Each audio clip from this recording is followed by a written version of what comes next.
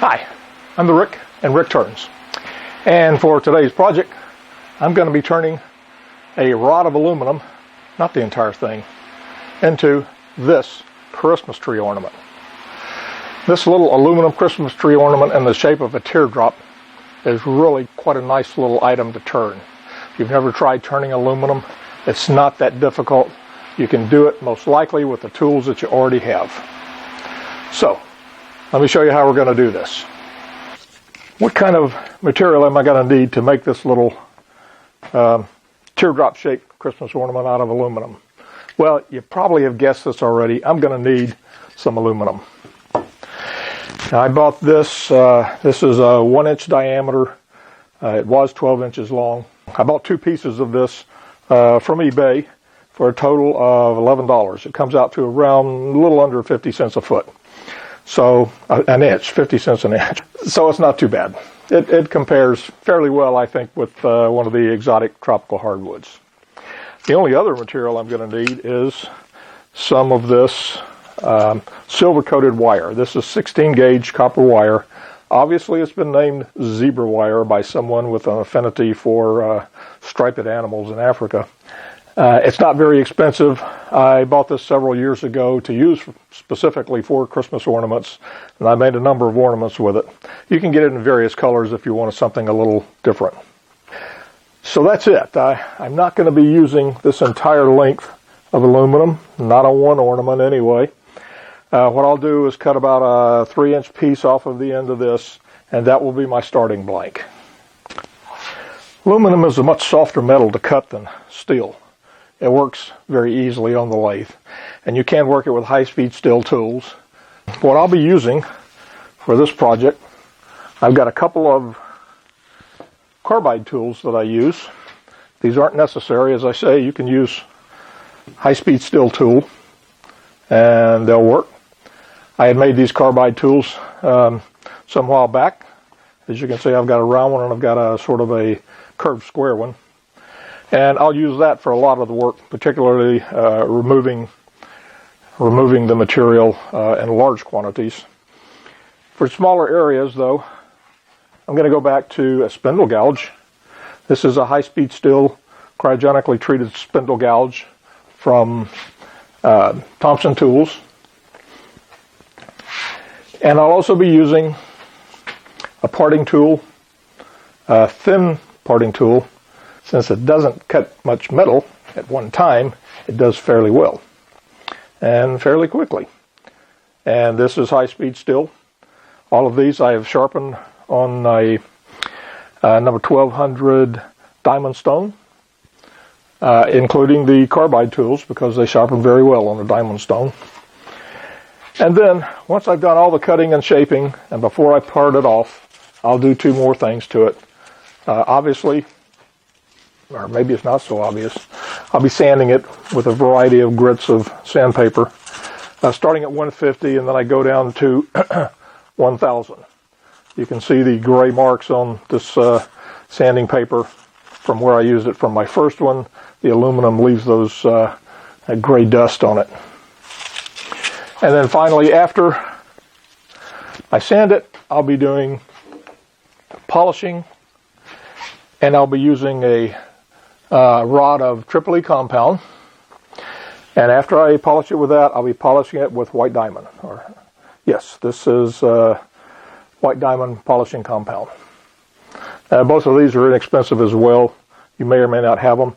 And you don't have to do this. This is a final step. It does make it a little bit shinier, but actually, when you go down to 1000 grit or 800 grit, you get a very nice finish on it anyway. So you may not want to fool with these, but if you've got it, I recommend it. So that's pretty much it in terms of tooling. First step, cut this off, and then we're going straight to the lathe and start doing the turning. For this piece, as I mentioned, I'm going to use my angle grinder to cut it off. I'm going to cut off a 3-inch length. Now, I only want about a 1-inch ornament, maybe 1.25 inches. But I do want to have a good chunk of the aluminum in the chuck to hold on to. So, let's get that cut off, and then we can proceed with the turning. As you can see, I've got a 1-inch rod of aluminum clamped up in my machinist vise. I'm going to be cutting it right there at the 3-inch mark using an angle grinder. As I pointed out, you can also use a hacksaw. It'll just be slower. So let's get started with the angle grinding. One of the interesting things I found about this is aluminum, when it's cut, doesn't produce sparks.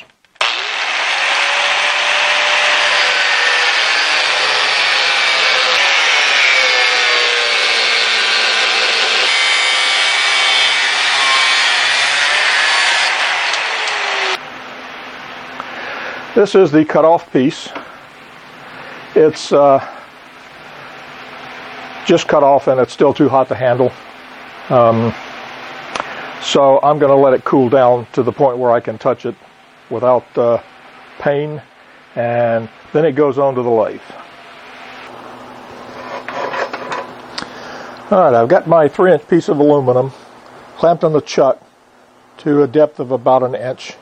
I'm going to work on about 1 1/4 inches on this end right here. Alright, I'm going to measure off 1 1/4 inches here. This is a 5/64 inch drill bit. By trial and error, I know this is a little bit large for my 16 gauge wire, but it will do. So I am going to put this in the chuck for drilling the hanger hole on here. And I'm going to reduce the speed of the lathe considerably. Alright, I'm down on about 800, I think. I've got about 3/4 of an inch of bit sticking out of here. And that's as deep as I'm going to drill. And I'm going to try and do this very carefully because it's very easy to break these little bits off.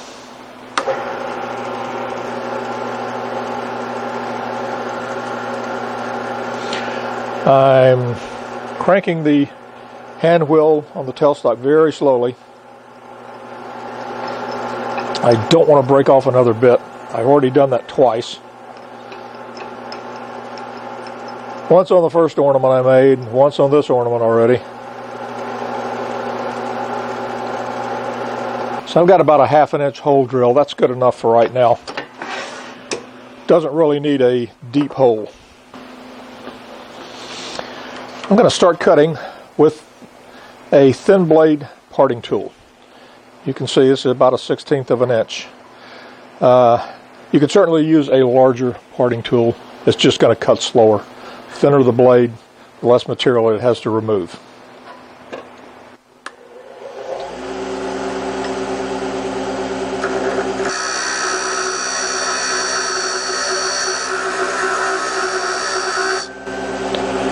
Getting some nice shavings off of there.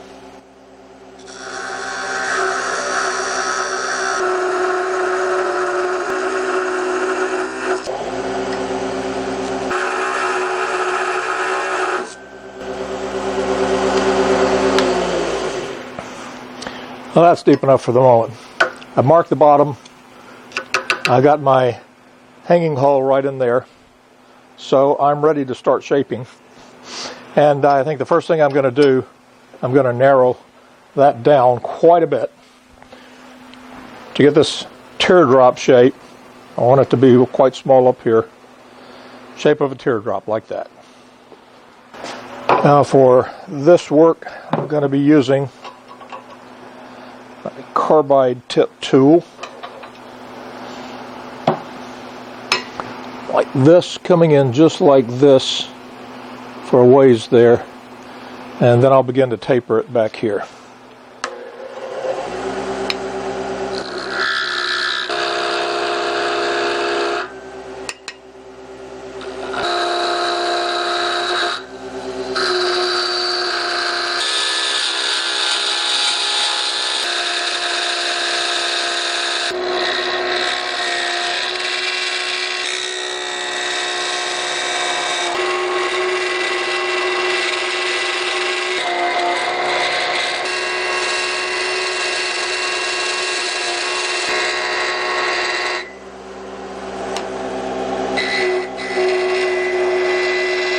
I'm going to switch over to a circular carbide tip.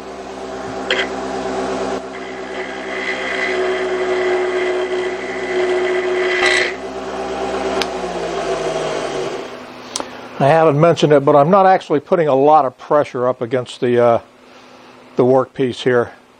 Cutting with a very gentle pressure.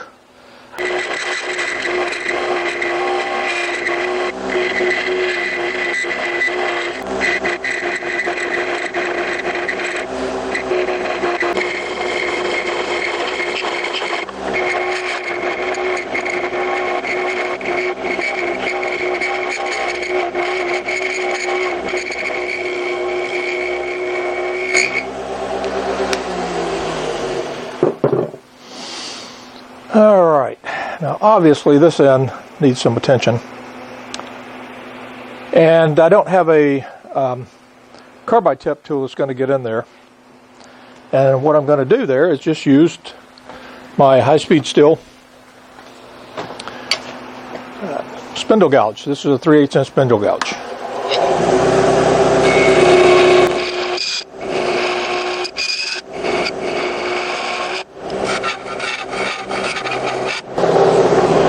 And now back to my narrow parting tool, still nice and sharp.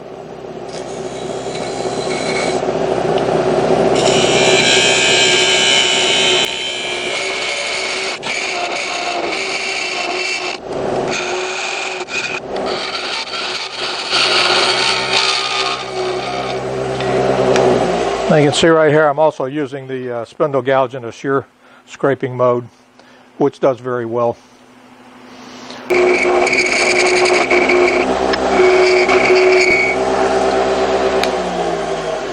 And right here I'm using the carbide cutter in a shear scraping mode to get a little bit finer cut on there. All right, it's looking pretty good.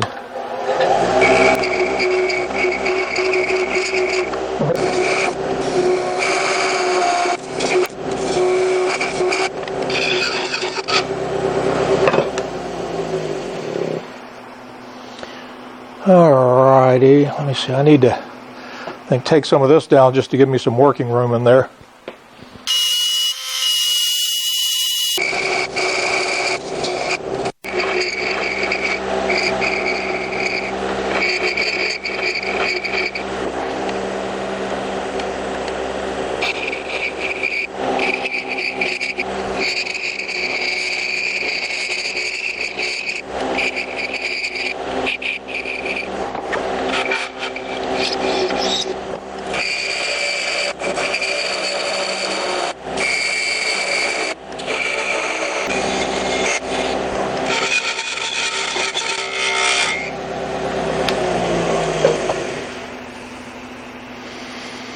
Okay, I'm actually fairly happy with that shape.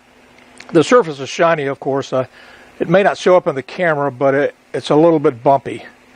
And I'm going to try and get that with the carbide tool, but I think I'm going to end up having to get it with sandpaper. Let's try this out, just see if I can smooth it out some.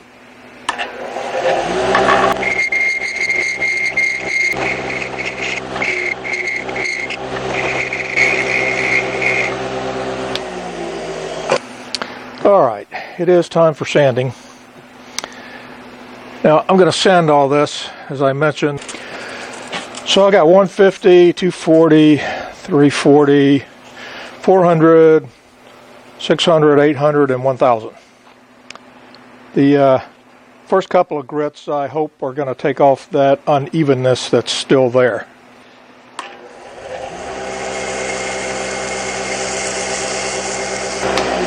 Take a look at that. The 150 grit is doing well. Just as with wood, it's taken off the remaining tool marks. As you can see, we've got a nice glossy shine on there.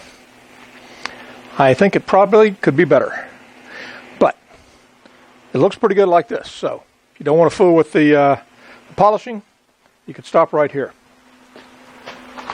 Me, however, I'm after the highest polish I can get. This is Tripoli polishing compound, which I'm going to put on with a paper towel.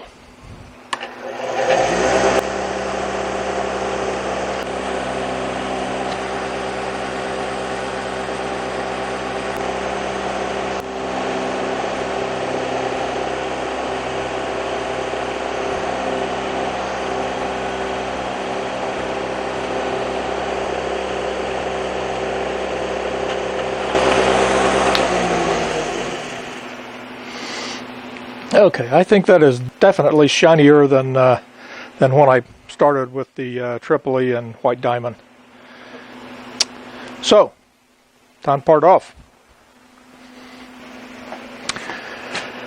And here we go again.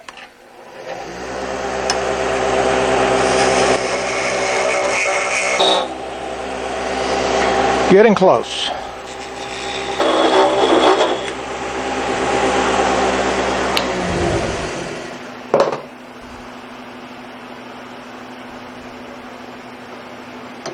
There we go.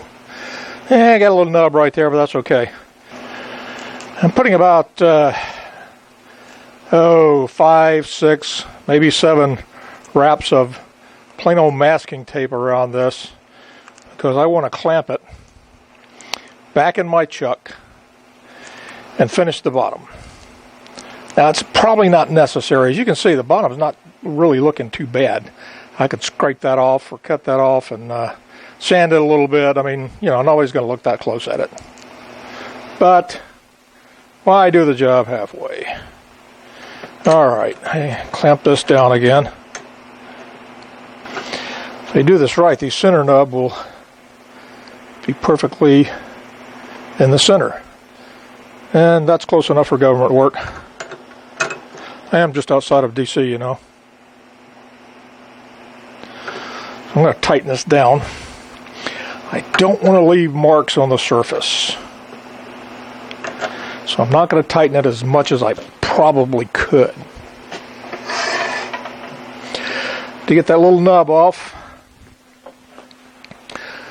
I'm just going to use my narrow parting tool, take it right off. Everything else is going to be done with sandpaper and polish.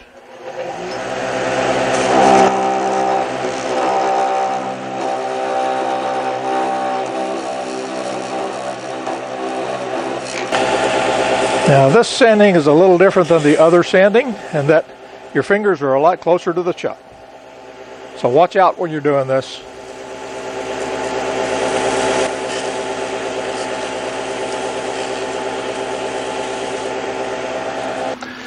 Well, the very last step is to cut a length of the silver-colored zebra wire. I'll bend it to a hook on one end. On the other end, I'm going to shove it on the top of this. I'm just going to cut off 3 or 4 inches there.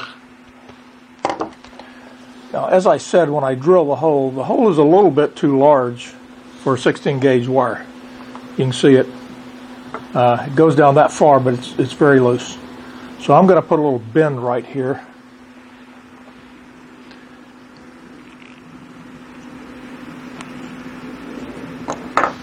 To tighten it up.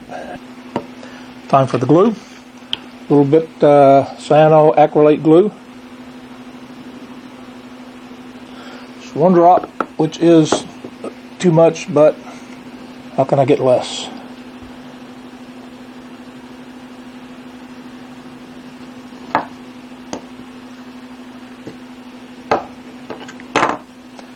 Wipe off the excess there. Now I'm just going to sit that right there and give it about, I don't know, 5 or 10 minutes, which is probably way too long for that glue to set. I think that glue is set up. So I'm going to go up right about to there, I think. It's going to be a pretty long stem there, but that's all right. I want just a nice even curve, if I can.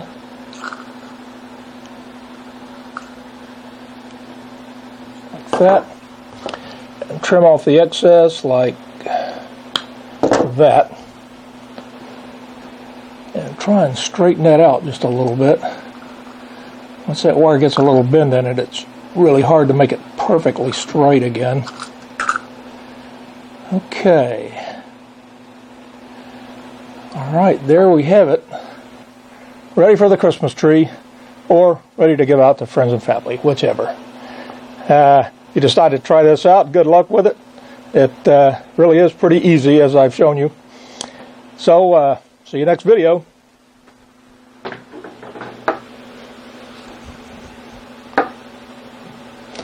There, I turned on the auto stabilizer.